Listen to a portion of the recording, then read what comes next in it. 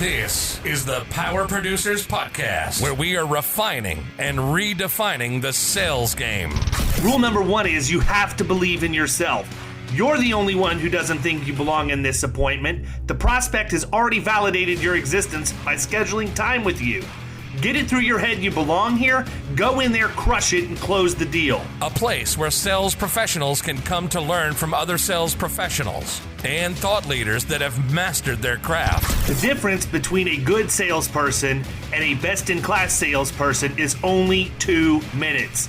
By spending an extra 2 minutes on what you might think is a mundane task in the sales game, you separate yourselves from the pack, you grow your book of business, you close more deals, and you retain your accounts. As well as their peers who are still striving for perfection to achieve their why. I have a wife and 4 kids. Failure is not an option. Real sales professionals, real stories, real results. It's no different than being a professional baseball player. You can't be a one-trick pony. You have to be a 5-tool player in order to succeed in this game. This is the Power Producers Podcast, production redefined. Are you ready to feel the power? Everybody is going to be extremely excited today because we have Mr. Ricky Hayter, one of my favorite people in the insurance industry, on the podcast. What's up, Ricky? What's up, Dave? How you doing, man? We're cruising during COVID. Yeah, the COVID cruise, huh? Yeah. I wish Sign me up. I wish it was the COVID cruise. It's been the COVID answer the phone and just crush personal lines all week. It's crazy. I feel like I've been working in a call center all week. You know, it's funny knowing you. That's got to be awful for you. It is absolutely horrific. But the sad part is, man, the way I'm wired, I get pissed off if I don't get the $600 sale more than I do the $600,000. I mean, to me, that's the one that should be the laydown. And it's more of a challenge if you're used to dealing with middle market buyers. Not that you're superior if you do, you're just dealing with a completely different psychology, right? So I'm used to dealing with middle market people that it's easier to talk to logically and lay out a business case and everything like that. It's a real challenge to figure out how to get the hook to close some of this stuff, especially when it's so transactional. And I'm going to let you in on a huge secret. I took 3 policies over on AOR by noon yesterday morning. You know what the hook was? I answered my phone. I don't worry, we'll keep that secret between us and a few thousand listeners, probably. Well, here's the thing, man. You know, these people called me. I'm not going to name the carrier because that's irrelevant for this. But they went to the carrier website, found out that we're appointed with that carrier, which is nuts because I've only had my contract with them for like 2 or 3 weeks. And they call and they say, hey, I want to move all my business over to your agency because I don't like the person who's representing me now. And I'm like, is this like one of those secret shopper calls or something? Like, this is not how these calls go. And then, you know, you've got the next one calls in and it's like, hey, my agent wouldn't answer the phone. So I have questions about why I lost my wind mitigation credit. Can you take my policy over? Not like, will you look at it and give me free advice or nothing? I'm like, wow, this personal lines gig's pretty solid. I can sit here, pop about $1,500 a day in commissions, and I should just give up everything else. The unresponsiveness in the industry is already there. I have to imagine it's gotten worse since all of this, you know, working from home and everything. There's no way that could have helped the situation. I mean, dude, it's crazy, right? Like, I think Dave, I listen to a lot of podcasts and I read a lot. And Dave, I think it was you that said in one of yours, and if it wasn't you, I'm sorry, but how insurance is like the one industry that you can do the absolute minimum for people and keep getting paid for their business. If it wasn't me, I can assure you I have said several iterations of that. I can promise you.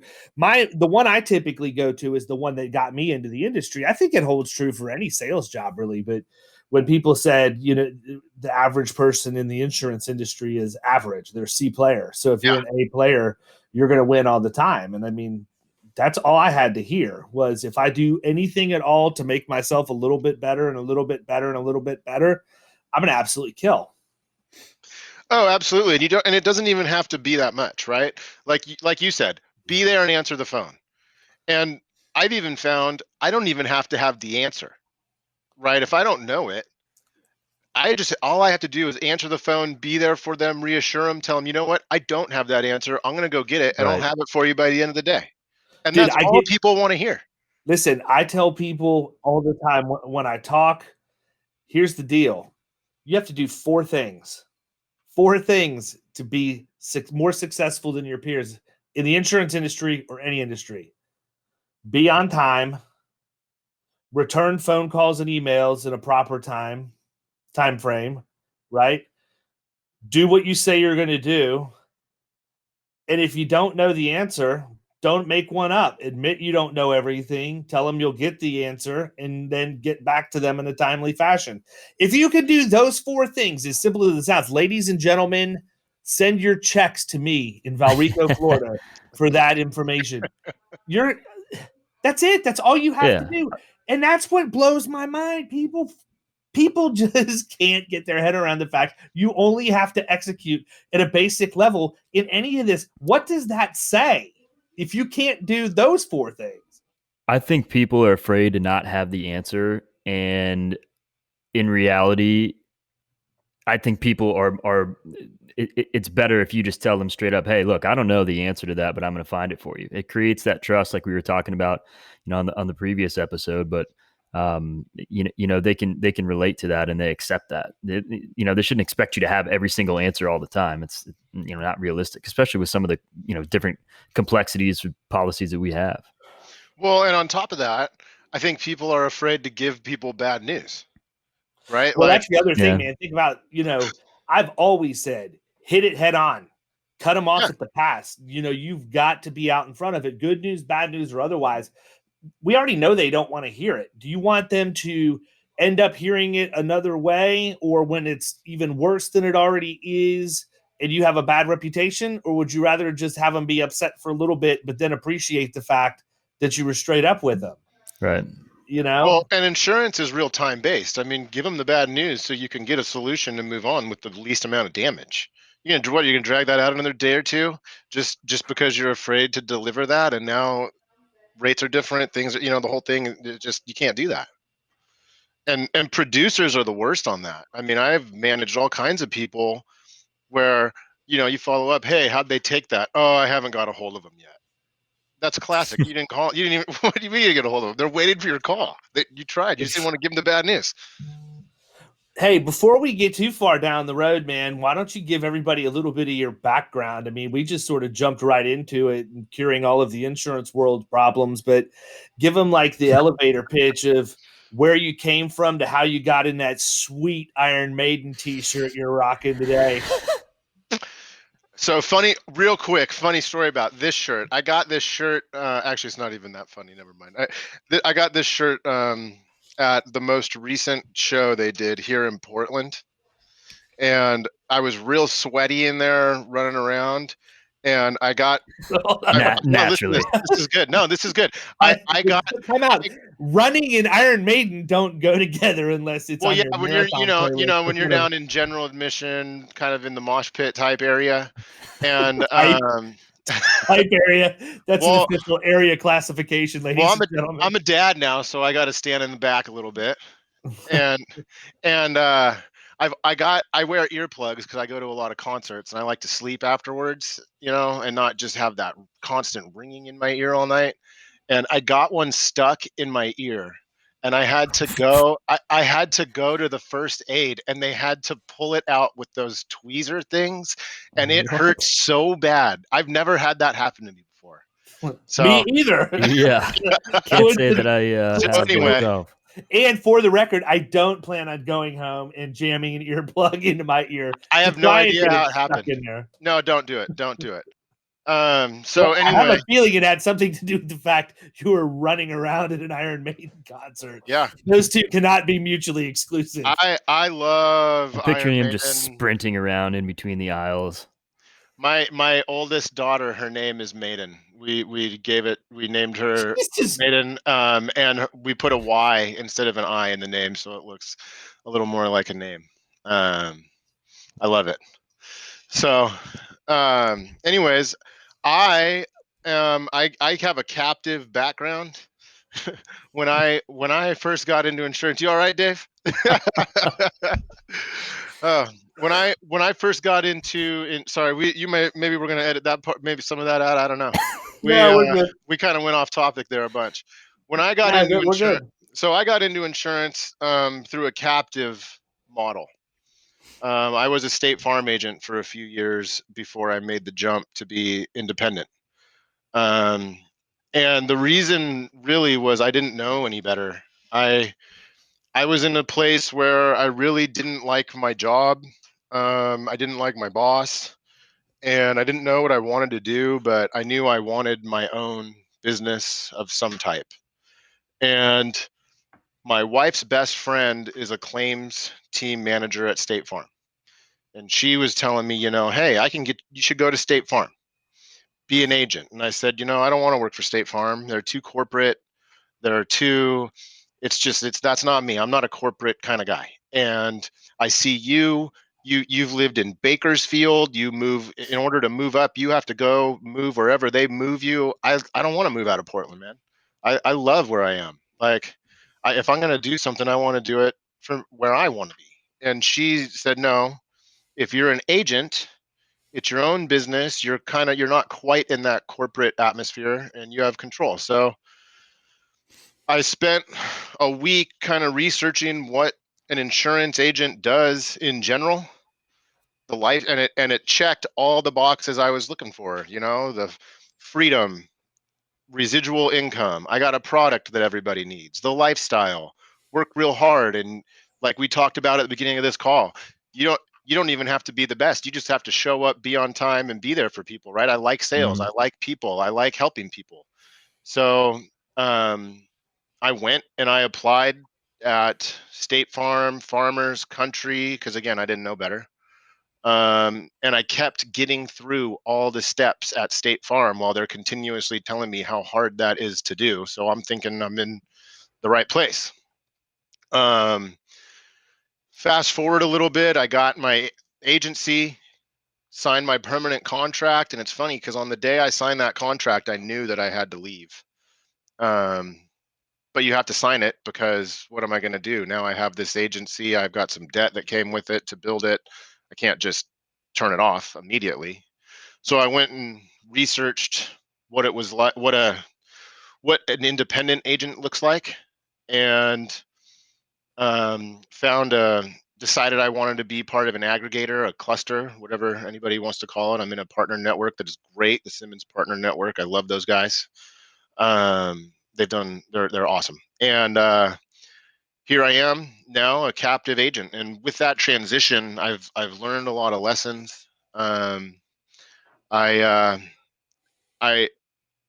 think the experience having that State Farm was good because it kind of taught me how to manage and run an agency, right? Even though it's kind of their way, I didn't have any insurance experience previous. So, and they gave me a book of business. You don't just start scratch, which is really, really, really hard to start a scratch agency. And I left all that to do that. And as much as the challenge as that's been for me, I would never do it different. Nice. You said you learned a lot of lessons. What was like your biggest takeaway through that experience? With State Farm? Yeah. I would say how to produce personal lines quick and in volume. Because with personal lines, it's a volume turn and burn game, like you were saying. I mean, you got to be on it. You got to follow up with people a bunch of times. You got to run. And if you're not writing the kind of volume, you don't really get paid because the margins are so slim there. Mm-hmm. And they're expecting immediate turnaround. Immediate. I mean, boom. I got your quote. I'm going to get you today. I got it. Here it is. done. You next. Let's go. Yep. Close, quick, close, go. And how to kind of outsell your problems. If you start, because when you inherit a book of business there, a lot of them might probably have a relationship with the previous agent that retired. And now they don't know you, and you're the new guy. And you're going to lose a big percentage of people that, hey, I would have considered switching, but I was friends with him. Now he's gone. I don't know you. My buddy up the street, I'm going to go to him. Sure. And that's just natural, right? And so what do? You sell in volume, and you outsell that loss. So it's really about how to. I think the biggest takeaway really is that volume, moving at a fast pace, right? And how to just keep working through that and still have that service and be able to take care of people. Cool. I'm surprised you didn't say it was how to round accounts by selling multiple policies at renewal every year, because I can tell you that my impression of an independent agent, or any agent for that matter, was the fact that every single year when I was growing up, the State Farm guy would always call my parents in to do the annual policy review. And my dad would get nailed every time. He probably has cancer policies, hospitalization, to all that stuff to this day. But the other thing too, I remember is how, so I figured for sure that was going to be what you said, because those guys, they have to have a good training program and to get them to master that whole renewal meeting process and all of that. Well, it's required. I mean, it's almost required. Like that's just what you, I guess that is a good point, Dave, but you kind of take that for granted when you're in there, because that's just what you do, right? Like when you get to the independent side, it's really easy to just sell monoline. There's they don't, a lot of, because it's State Farm and other captives, they're not always super competitive. It's not always the best. The way you do that is by rounding those accounts on the front end. When you come in, it's for those appointments. It's for, like you say, those health supplements, the disability, the life, the financial pieces. And yeah, it's a different world. And I guess that's something I just take for granted. That's just the process. Well, the other thing though is they're flipping auto rates depending. Like if they're hot on something, they're hot on something. So, it was Mr. Carothers, you can take these 3 policies, and as a result of your multi-policy discount, your auto insurance premium for the next 6 months is $53. I mean, I can't believe how cheap my mom and dad's car insurance, even to this day, is. But my goodness, they've been with State Farm for like 40 years. Oh, dude, if you fit inside of their window of the type of risk that they want, no one's going to touch those rates.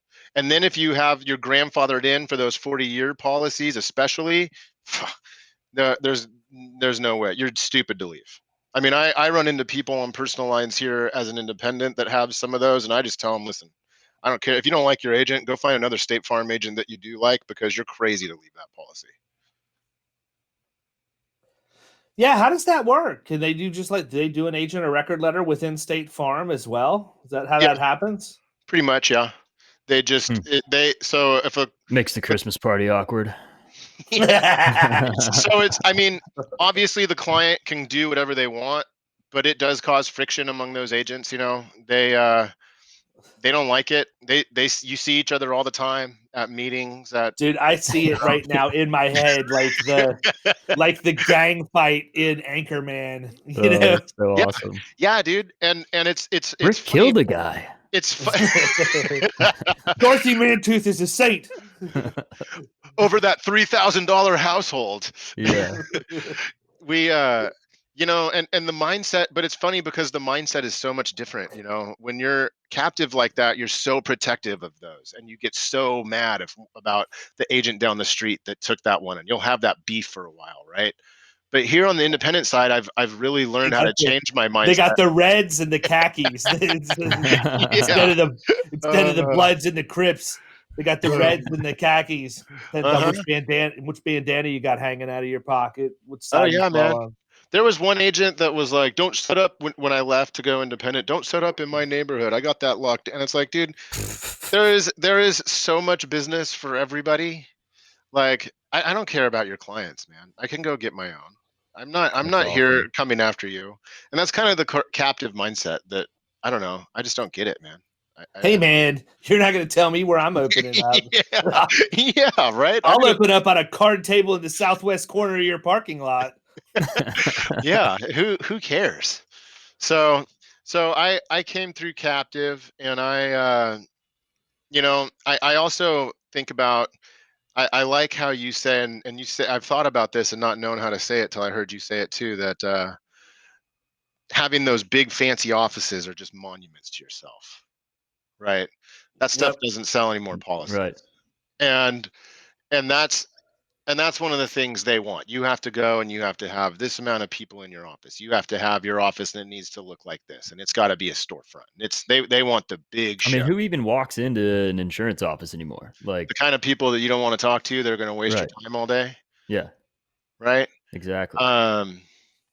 And so where I kind of failed out the gates going independent, I didn't know any better, right? Like, okay, well, I guess I need to have a big office, and I need to have this big show, and I need to spend all this money on a bunch of bullshit.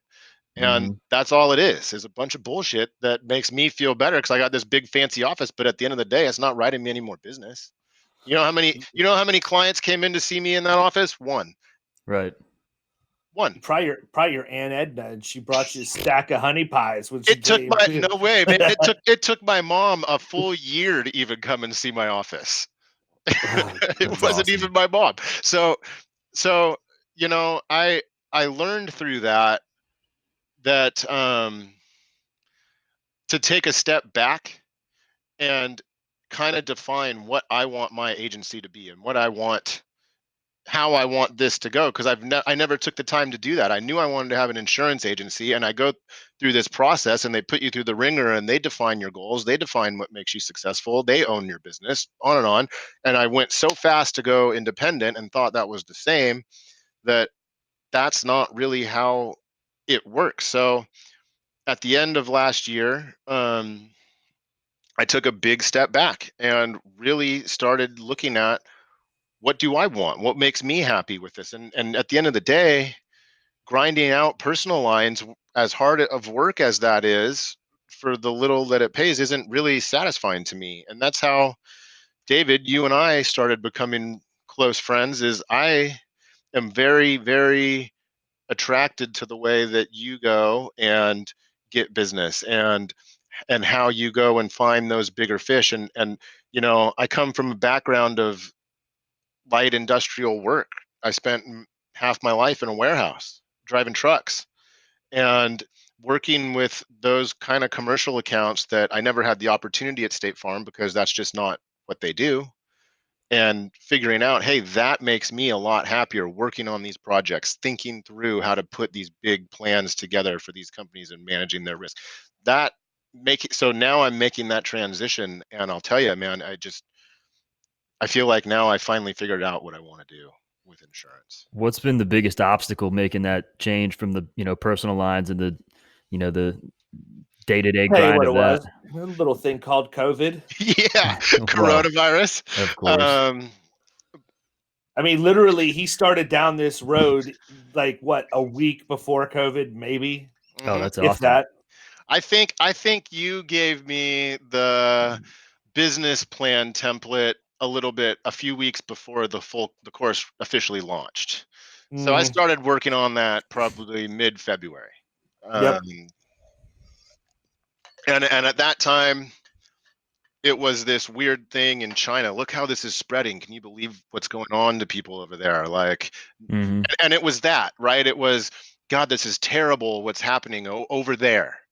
None of Right. this, like, not even with the idea or sense that it could be here in our life now.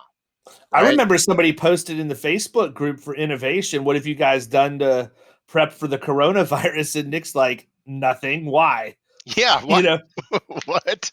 Yeah. And here we And all then, are in our yeah, pajamas at home talking about how we can live virtually. Right. yeah, it's crazy.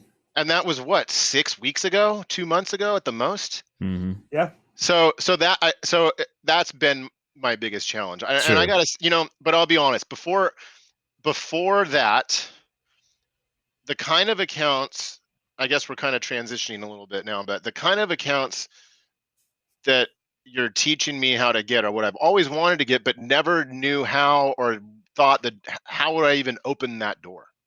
Right? Like, I mean, like what do I just go knock on someone's door? Hey, look, hey, I used to have a CDL and I used to manage all these fleets. You should let me do your insurance. I mean, I guess if I knock on enough of those doors, someone eventually will say yes, but they would say, were you running around the mosh pit at the Iron Maiden concert last Friday? You're that guy who got that thing stuck in his ear, right? yeah. Didn't they have to pull out the gator on that? So I and you also kind of changed my mindset too at innovation. I remember asking you, and this was a thought of mine about, I want to transition to commercial. What do you think about going and getting some of these smaller accounts and growing into it? And I remember you asked me, well, why would you want to do that? What if you only knew how to do big mid-market? You don't even know the rest. Why not just go learn what you want to get? Why waste your time doing something that's going to be irrelevant at some point and just go right to where you want to be? Because if you don't know any different, how hard is it?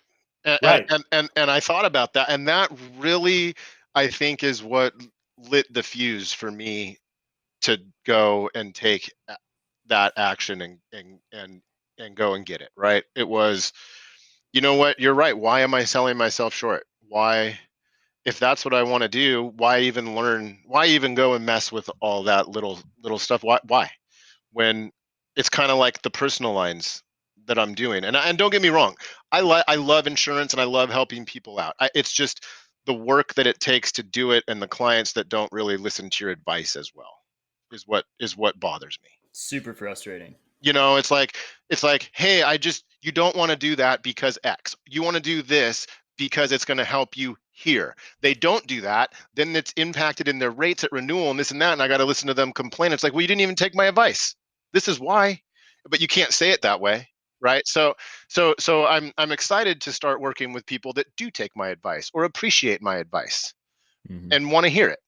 And so I guess I haven't really had a hard part, because the hard part was, how do I change my head and think that that's one, possible, and two, how do I find how to open those doors? And I got to say, man, I'm super comfortable now. I feel like what I've been learning in the last 6 weeks, I'm ready to go open some of these doors. I'm excited to get to know you a little bit, Kyle, and learn about what you've been doing. But dude, I'm going to tell you what, man. Out of my house, I haven't been doing anything. Listen, man, he's on double, like, super quarantine, because he and his wife are expecting their first in June. So oh, congratulations. He didn't even have to ask. I basically told him, stay away from everybody and everything. I'll see you in a few months. Yeah. Like, he didn't even have a beard when I saw him last. Yeah, right. I was born with a beard. Yeah. No, the only human interaction I've had recently was I got into a verbal altercation with the garbage man in the middle of the street earlier this week, but that's about it. But that's what happens when you're a stay-at-home parent. You have to pick fights with the garbage man or the mailman, or just to feel some sort of excitement out right now. Yeah. So. Yeah. What happened? Did at least throw something away that you no, didn't want dude? to? This guy. I mean, I don't know if I need to get. Him? I don't know if I need to get into all of this on here, but I mean, basically, I put a box time out. Out. Stop. You cannot say I got into a verbal altercation with the garbage man, and then deprive the people. Yeah, I mean, I told everybody about I got a earplug stuck in my ear at an Iron Maiden concert. No, man. So this dude, we've been getting a lot of stuff for the baby registry, right? Boxes and boxes every single day, one of which was a bassinet. It comes in a large box.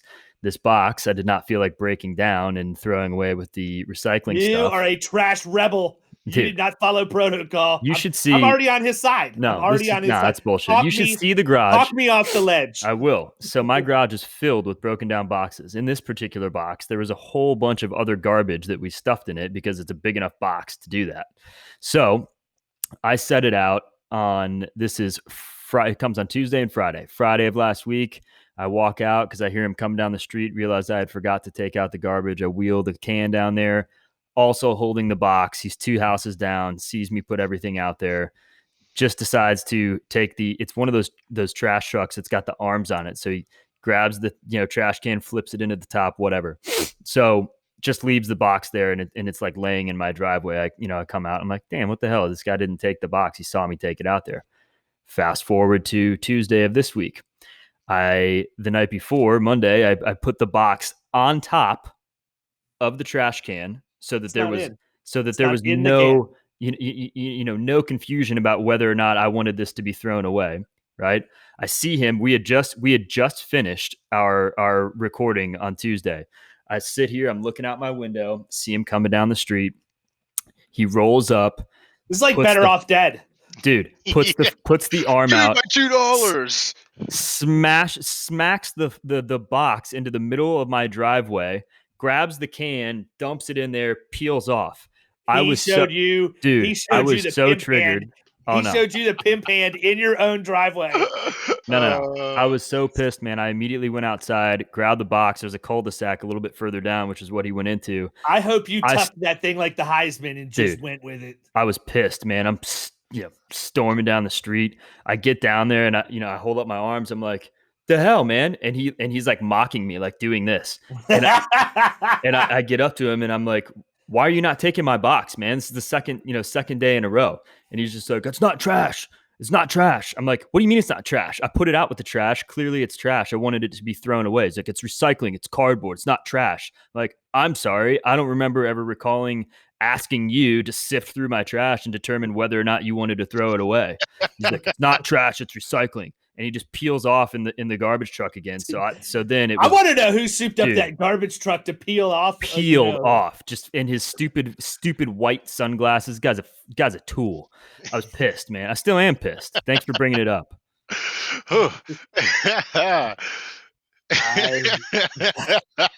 I just want to drive to his house.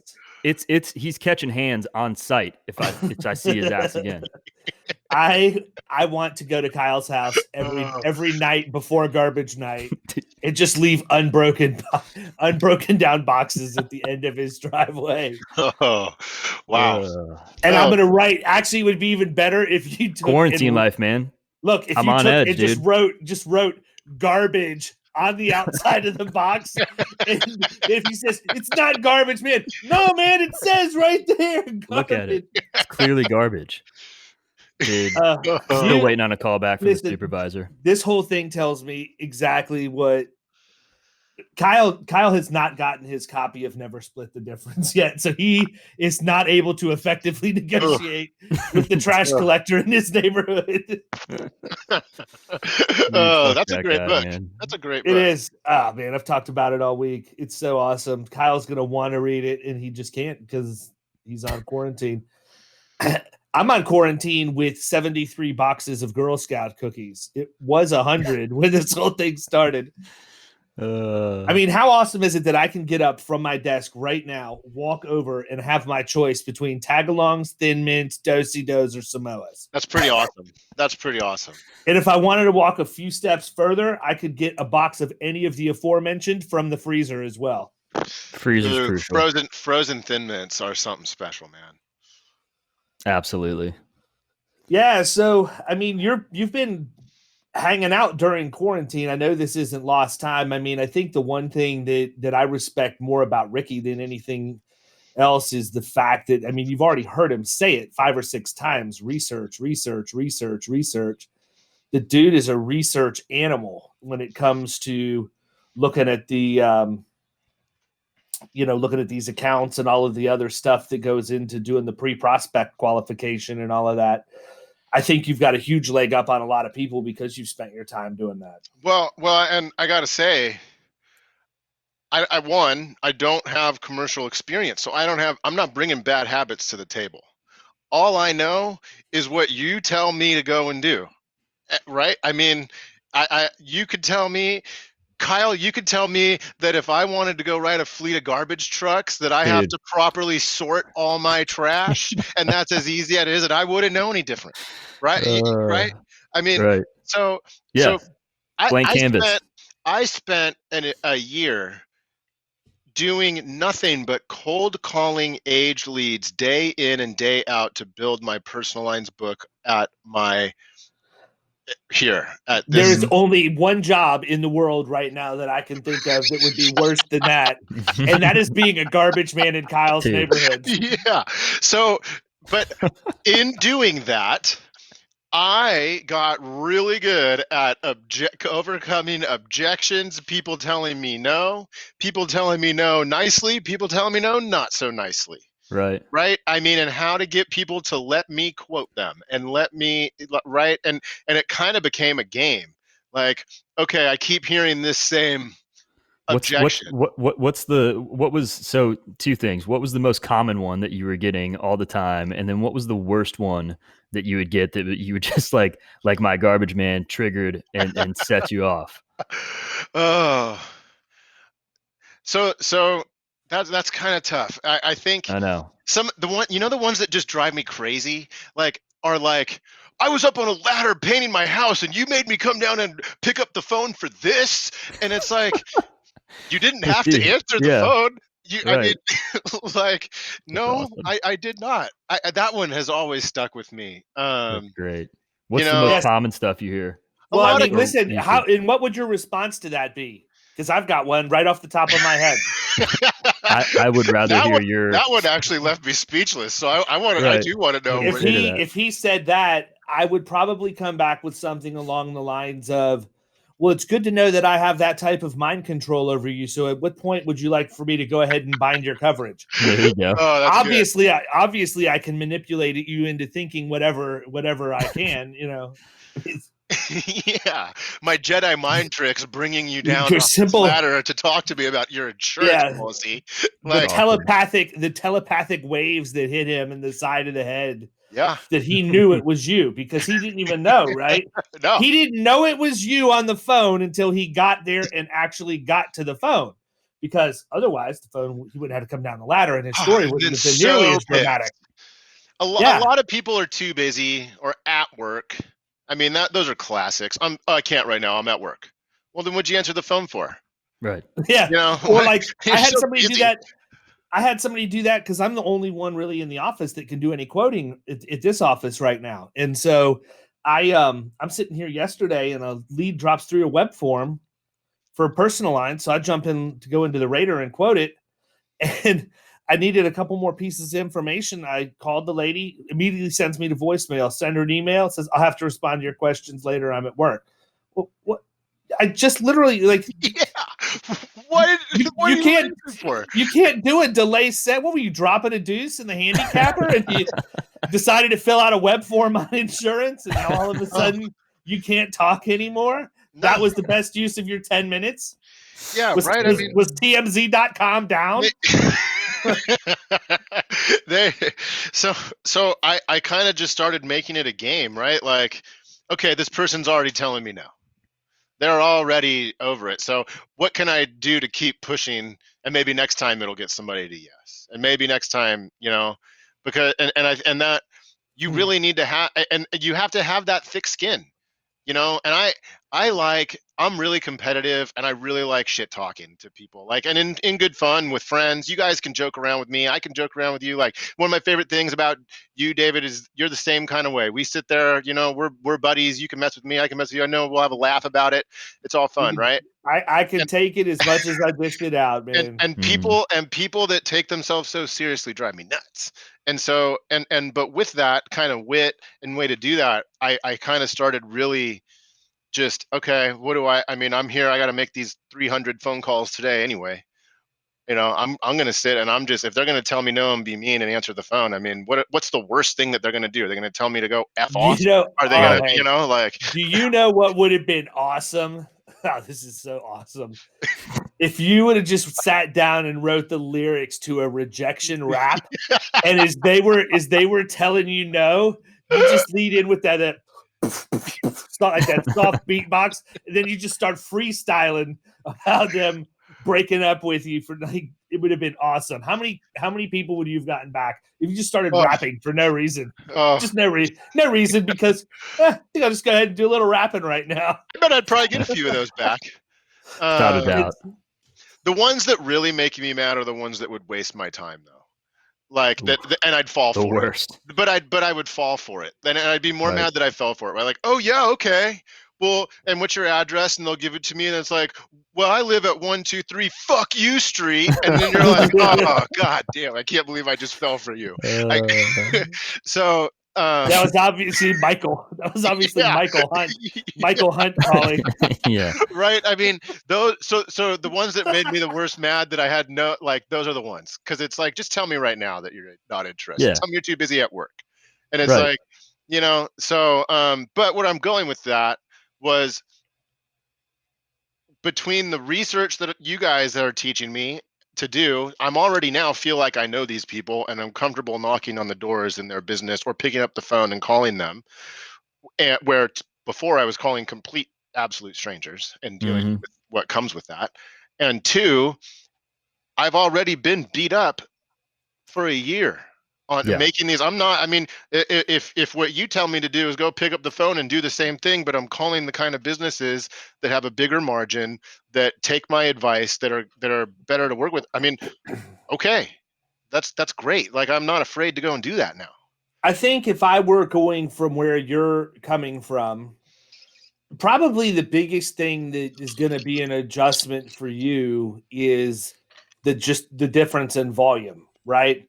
So it's not, and when I say volume, I mean like actual sales volume, because you're going to be front loaded a lot, right? You're going to have to spend a good bit of time going through all of the cold call marketing drops, email, telephone follow up, all of that stuff. You might hit 1 or 2 out of 10. You might when you're just first getting your pipeline built. But as you continue to add more and more into that pipeline over time, and once you figure out your sweet spot as far as your prospecting, then the volume picks up a little bit. But it's never going to be the same as sitting here. Dude, if I'll put it to you this way, if you go after doing marketing drops with the same reckless abandon you go after calling hundreds of dead, for all practical purposes, homeowners leads, you're going to be driving something with suicide doors. Yeah, I mean, and I'm hungry, right? I mean, I built a decent base of my personal lines book, but no, I'm not living large here. I'm not, you know, I have to sell stuff. I'm not, it's not so comfortable that, oh, I can take my time and go and do this. So I got to go. I'm hungry.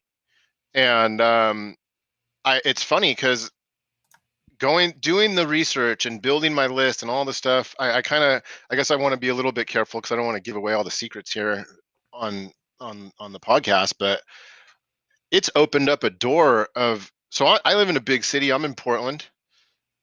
I know there's business out there, but again, how do I find it? How do I open those doors? Oh my God, it's like I could go, if I spend an hour a day working on my list right now, and it's, I mean, I could do this for a year and still be working. There's so much opportunity there. It's crazy.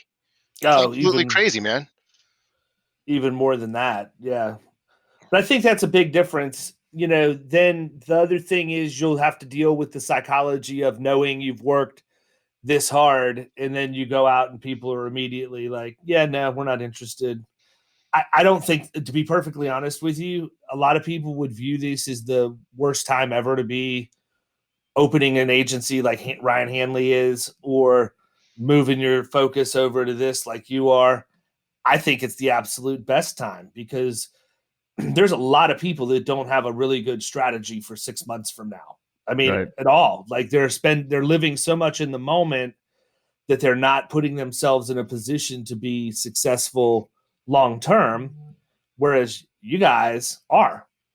You're going through the process, you're making your skill set better, you're, you know, doing the research, you're building out your pipeline, you're doing everything you possibly can so that you basically have your thumb on the nuclear trigger when this thing's over, and boom, you hit it and everything starts going into motion. Then you're going to absolutely crush it, because I think you're going to be very well received as long as you have your message dialed in, whatever that message is. It might take you a few times to get it dialed in, but once you do, I think everybody's going to be shopping. Everybody. Oh, I don't doubt that. I mean, even with personal lines, a line I know, when I first started doing that cold calling, it took me a couple months of getting, okay, I'm realizing I'm saying the same stuff, and you start hitting the notes where people reply. You start, Kyle, I see you nodding. You know what I'm talking about, right? Yep, Like absolutely. I have You my get in a full flow. cadence of how you say this, Yeah. what you say, when you hit what, right? Like everyone wants to tell you insurance is a scam. No, whatever. They are, I finally learned to just, yep, yeah, you're right. Oh yeah, okay. Well, what if I could tell you the rules of how to make it so it works for you? How can I, and just let them get it all out, and then bring them back to Yep. where you are, right? Got to agree with them first. Let them vent. Let them see that you're on their side, and then present them with the solution for their problem. That's all. That's all their objection is. Is they're giving you what their problem is. They're telling you how to fix it. If you can fix it, you win the deal. Exactly, and I don't see that being different, and I think you're right. I have to find that. I'm gonna have to find that rhythm once Right. we're free to go and find it and be in touch with people. But I also think, and you guys can tell me if I'm crazy or not, but I think the learning curve for me on that now is going to be is not going to be as steep, because coming out of this, I just have this feeling that there's going to be a lot more people open to talking and looking that otherwise might be harder for me to get their attention. No, I think 100%. Totally agree with that. So I think I could probably not have that rhythm down and get some opportunities that I would otherwise miss. Yeah, no, I don't think, for me, I think the bigger learning curve is on the sales side for most people, not the product knowledge side. You don't have to have that. The harder part to learn is the part you're going to be pretty proficient at, other than actually going out and putting it into practice. Yeah. So you can figure out what you need to know about coverage. Right. Yeah. I went through total CSR just to get that down, which is great. And I learned a lot about those coverages, how to put those together, how to fill the cord forms out correctly. But Love that. yeah, like anything, Literally the worst. but like anything, doing it in a textbook situation or even in their vacuum is one thing. Doing it in real life and really putting it in there is kind of how you learn. It's different. So um, I need to make sure I don't kid myself that just because I completed total CSR, I now know coverages like an expert, right? I mean, What we're going to have to do here is we're going to have to give you the CG 2010 endorsement for the additional insured. You'll never cover the shed. Yeah. Just listen. Just make it up, man. Just make it up as you go. Yeah. They don't know any better. No, I'm just kidding. No. That's what your competition's doing. Oh yeah. But I mean, you know what? I think that where I've kind of gone in my journey here with insurance is, it took me a few years, but I've finally figured out what it is that I want and what I want an agency for me to look like and what I want to go after. And it's crazy because when you're in the big groups, that are national and stuff, it's like everybody just wants to tell you that their way is the right way, right? Like, how many times do you hear people, if you sell on price, you're an absolute loser? And it's like, yeah. And then the guy comes back and says, well, I'm the loser that has a $5 million revenue agency who sells on price. So right. now I mean, meanwhile, the guy that called him a loser has probably got a book of 150,000 in revenue. You know what I mean? Yeah. I mean, it's crazy. And for agents that are younger starting out, it's like, okay, well, I shouldn't do that. Oh, well, this is the right way. And there is no right way. The right way is one, what gets you paid, and two, that makes you, at the end of the day, that makes you happy, right? I mean, just because you have a $10 million revenue agency, don't thumb your nose at the dude that's got 800 grand in revenue, because maybe his lifestyle is absolutely great and he's the happiest dude to be around in the world and has no stress, right? And they're both right. Right. I mean, so for me, it took me a few years to get out of that, and I now know. I mean, and don't get me wrong, I intend, I'm going to win. I want to have a big revenue agency, but I know that my number is going to change. Eventually you get comfortable. Mm-hmm. And if I'm happy and my bills are paid and my office is low stress and this and that, this conversation might be a lot different next time. Right. I see all the books behind you, man. 2 questions. A, what is on your reading list? B, who signed the baseball, or is that just like your first home run in Little League?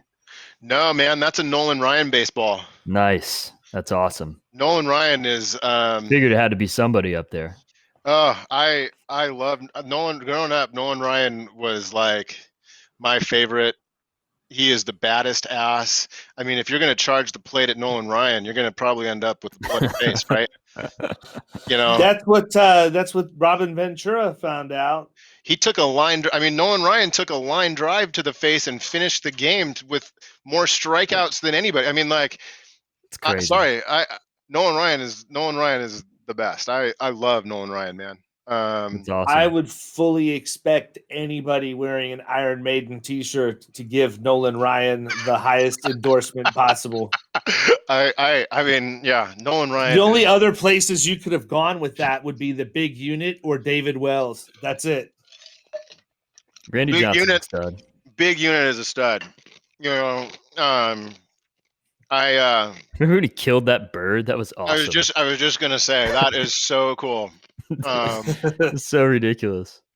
But even then, I bet Nolan Ryan would beat Randy Johnson in a street fight, even with Randy Johnson's reach. Oh, there's no doubt in my mind. He would listen. Number one, all you would have to do is just like freaking thump Randy Johnson in that massive Adam's apple. And that guy's going nowhere. I'm whacking him in. I'm going to give him the 3 stiff ones to the voice box right out of the chute. And he's going down. He's going down. If nothing else, he's not going to be able to breathe. He's going to bend over. I'm going to punt him in the face when he does. I'm talking to you, Unit. If you're listening to this, am I? Is that what I really wouldn't do? But I want him to think that's what I would do because then it will open him up to my real master strategy. Now I have you on your toes, Unit. Yeah. No, they broke the mold with him, man. They don't make them like that anymore. So that's Nolan Ryan baseball. And Cool.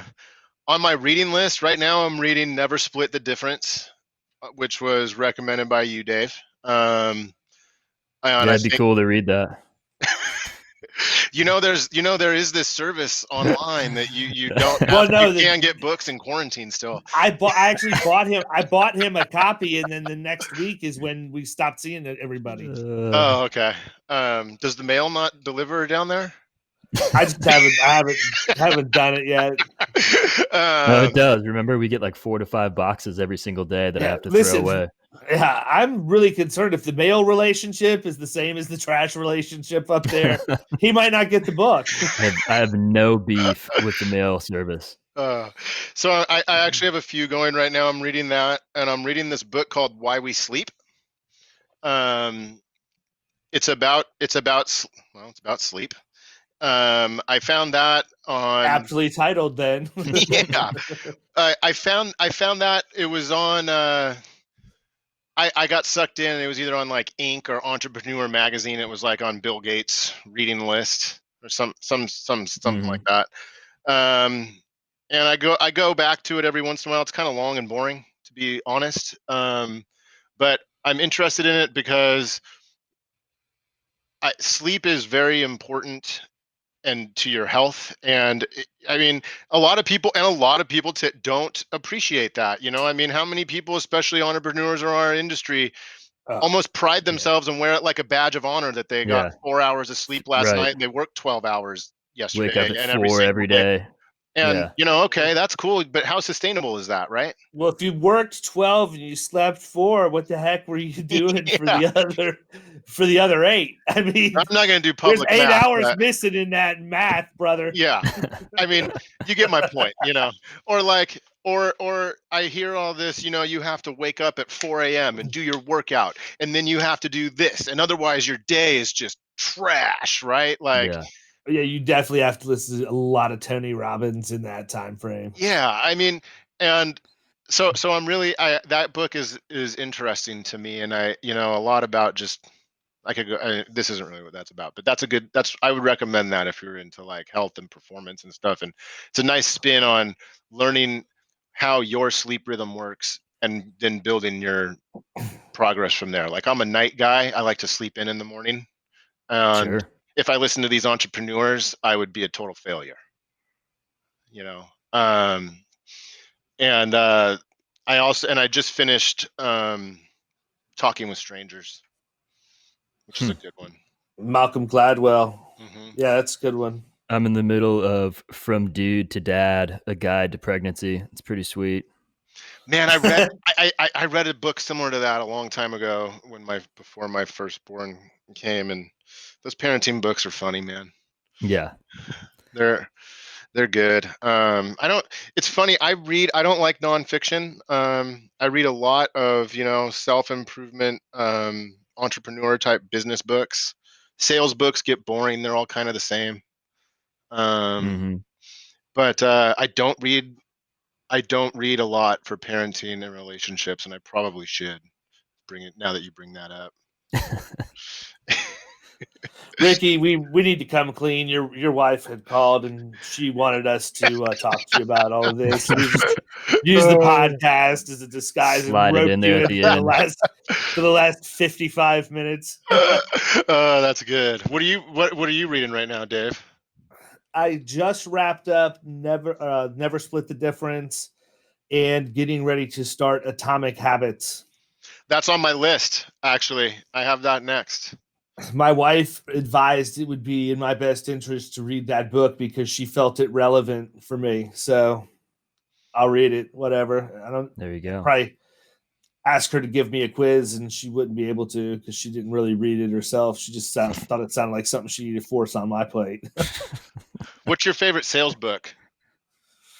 My favorite sales book. I haven't really read like a ton of sales books, believe it or not. I've read like one of the very first ones that I ever read was The Art of Selling by Tom Hopkins. Classic, absolutely classic. And then it's still applicable today. And then the other one that I read and liked was The Little Red Book of Selling by Jeffrey Gitomer. That's probably the only two real books on sales that I've ever read. I read one, the 212, like the extra degree about the boiling point and everything and how they related it to sales. That was pretty cool. I like that. It's kind of something like you've talked about, Dave, just taking that extra step, that extra 2 minutes to, provide people with that experience that they're going to remember you. And, it's an absolute game changer. Yeah. The Wedge. I've read The Wedge by Randy Schwantz. That was the first book I read in the insurance industry. It's pretty solid. I just bought a new sand wedge, 56 degree. It's my birthday on April 29th. So, got that piece customized. Man, yeah. Just in time to have a baby and have extra time to go use it, right? Exactly.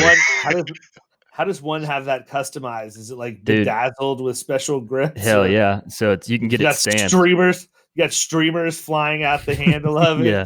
No, you can just, I got it stamped. Like a lot of the pros, you see that like their wedges are stamped with different, either like their initials or name or whatever. So I just got my initials stamped all over the back of it. Nah, I don't ever see that actually. Well, it's because you suck at golf.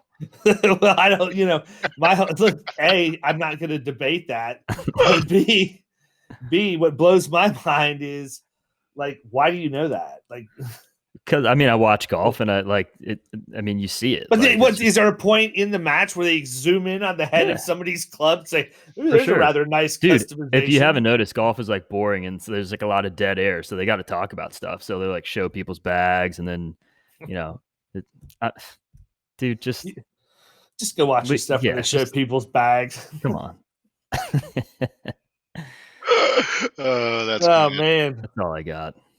All right, Ricky. So I guess the question is, up to this point, what's been your favorite thing so far? Of our independent. Independent. Yeah. What's your favorite thing about being in the independent life at this point? Freedom, I would say. I in my captive days, if something didn't, if I wanted to try something or was doing something different, that's okay. It's your business, it's your agency. You can do it as long as as long as it's within our rules, as long as it's our way, as long as it's this, I don't have any of that. I can go and do anything I want. I can use any system I want. I can plug them in any way I want. I can get any kind of client that I want.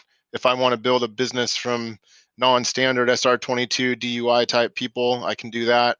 If I want to, go and get good personal lines, I can. If I want to move in and make the transition and do what you do, I can do that too. And there's nobody to tell me yes or no.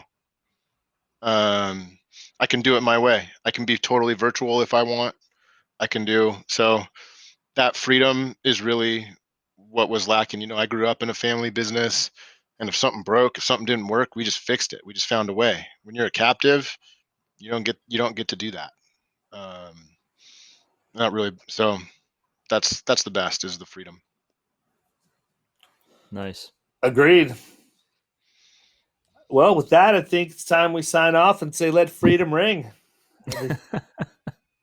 Let freedom ring, man. Deep thoughts. Ricky Hayter's insurance career is summed up by Leonard Skinner Ballard. Free bird. Yeah, man. Free bird. All right, well, listen, man, thanks for coming on and rapping with us for an hour. Work on the lyrics for that rejection rap. I'm waiting to see you just break it down, maybe with a little pop and lock in the lobby of a middle market account. When quarantine's over and we get to go, and I get to go and actually apply all this stuff that you're teaching me, I'll come back and we'll go over that. We'll play the rap.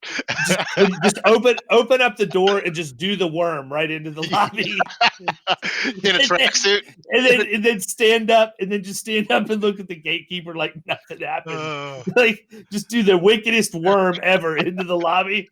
And then just you're definitely getting that appointment. Everybody walks in that way these days. I mean, all the kids are doing it. Oh, that's good. No, thanks for having me, guys. I could talk to you guys all day about this stuff. This is super fun. So I hope. We're gonna fast forward 6 months. I want to hear the success in 6 months. You got it, man. Maybe we'll do it live in Tampa while your guys fitting me for one of those suits. There you go. He'd love to do it. I can promise you. He was just here yesterday. So, all right, guys. All right, brother. We'll talk soon. Cool. Yep. Thanks, man. Thanks. See you. You've been listening to the Power Producers Podcast. You can follow Killing Commercial Insurance on Facebook and YouTube. And if you want to take your game to the next level, check out our book, The Extra 2 Minutes, and our website, killingcommercial.com.